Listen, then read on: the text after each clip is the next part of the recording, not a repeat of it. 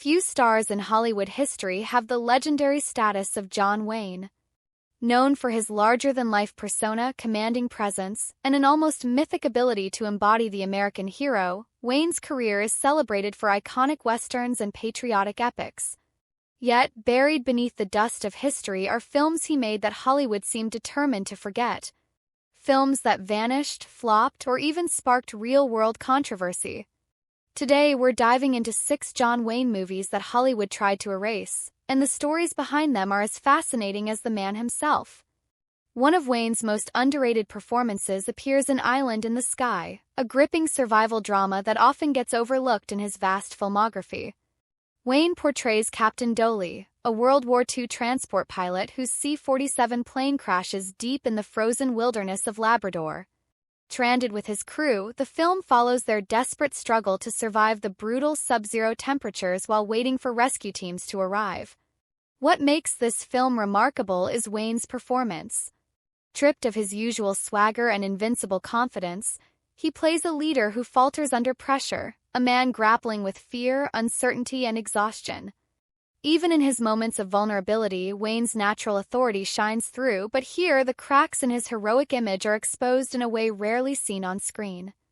Despite the powerful storytelling and intense cinematography, Island in the Sky vanished for nearly 2 decades. Following Wayne's death, rights issues kept it off TV and home video, leaving an entire generation of fans unaware of this hidden gem. When it finally returned in 2005, viewers were rediscovering a minor classic that Wayne himself had been proud to co-produce, even investing his own money into the project. Released in 1939, Allegheny Uprising faced immediate challenges. Wayne stars as Jim Smith, a frontier leader in pre-revolutionary Pennsylvania, inspired by the historical Black Boys' Rebellion of 1765. Smith attempts to prevent British traders from supplying gunpowder to hostile native tribes, effectively igniting colonial resistance. Timing proved disastrous. The film premiered just a week after John Ford's Drums Along the Mohawk, which dominated the box office and critical attention. But the controversy didn't stop there. Across the Atlantic, British censors banned the movie during World War II, wary of any portrayal of British officers as antagonists. With the nation engaged in a life-and-death struggle against Nazi Germany, they considered the film's storyline a threat to morale. Even Wayne himself admitted he wasn't enamored with the role. Jim Smith was cautious, strategic, and restrained, a stark departure from the fearless, action-ready heroes that had made him a star. Compared to the audacious Ringo Kid in Stagecoach, Smith lacked excitement, leaving the film overshadowed by Wayne's earlier success.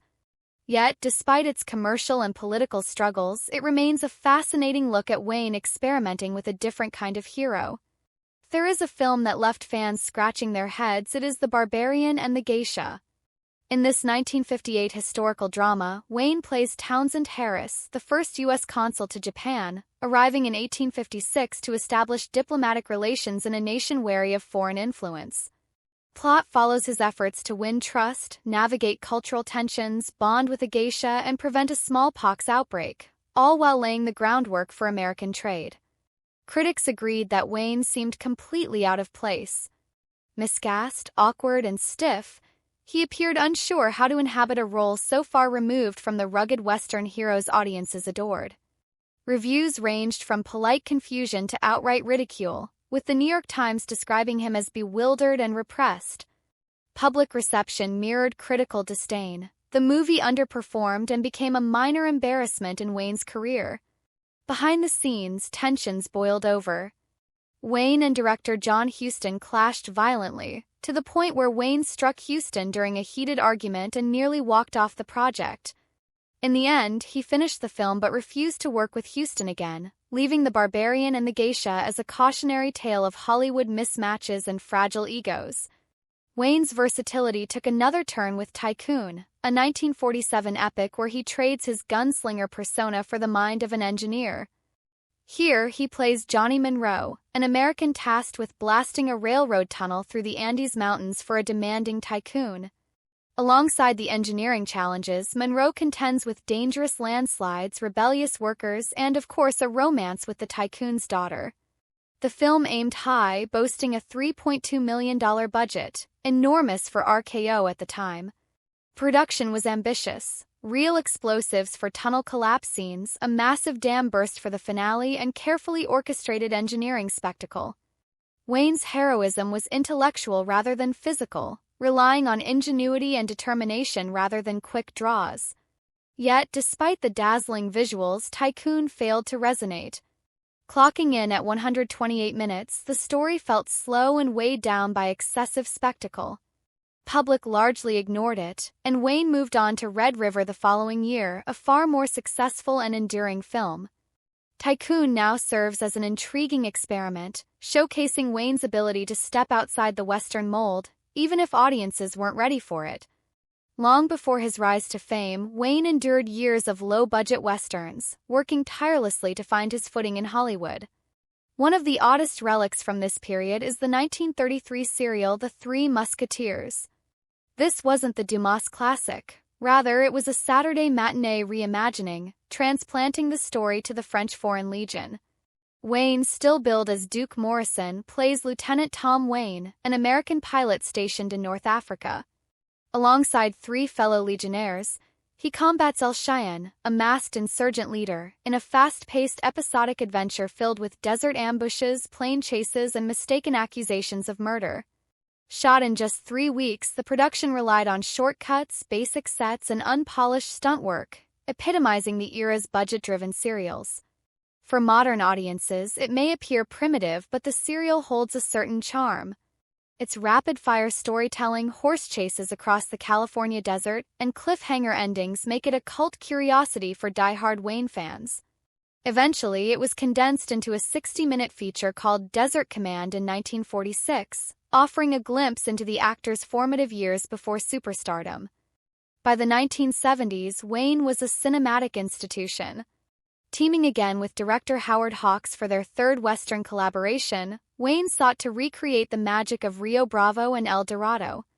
Rio Lobo tells the story of Union Colonel Cord McNally, who, after the Civil War, joins forces with former Confederate raiders to hunt a traitor terrorizing a Texas town. The film followed a familiar formula: standoffs, moral heroism, loyal allies, and comic relief alongside the stoic, steadfast Wayne. Despite the formula's previous successes, by 1970 it felt dated. Rio Lobo struggled at the box office, earning just $4 million against a $6 million budget. Critics were equally harsh. Variety described the direction as listless and the plot tired. Hawks' career concluded with this effort, and even famed filmmaker Quentin Tarantino later cited it as evidence that even legends can overstay their welcome. Wayne, ever the pragmatist, shrugged off the criticism. To him, it was a typical Western, and listening too closely to reviewers, he said, might have derailed his entire career. Despite its commercial shortcomings, the film still offered moments of classic Wayne charisma and Western spectacle, proving that even Hollywood legends face the challenge of reinvention and timing. The stories behind these 6 films illuminate a Hollywood willing to bury its mistakes, and an actor unafraid to try new ground, even at the risk of failure.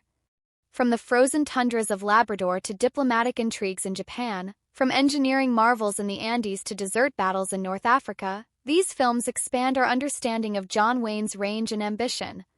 While Island in the Sky, Allegheny Uprising, The Barbarian and the Geisha, Tycoon, The Three Musketeers, and Rio Lobo may not be the first titles that come to mind when celebrating Wayne, they represent moments of bold experimentation, controversy, and sheer cinematic courage. For historians, cinephiles, and Wayne fans alike, these films are hidden treasures waiting to be rediscovered. They remind us that legends are not just born from success, but from daring to take risks, and sometimes from surviving the failures that Hollywood desperately hopes we'll forget. John Wayne's legacy is not just in the classics everyone remembers, but also in the overlooked, the controversial, and the almost forgotten. Watching these films today, we gain insight not just into the actor, but into the evolving landscape of Hollywood itself, where timing, politics, and ambition can define whether a film thrives or disappears.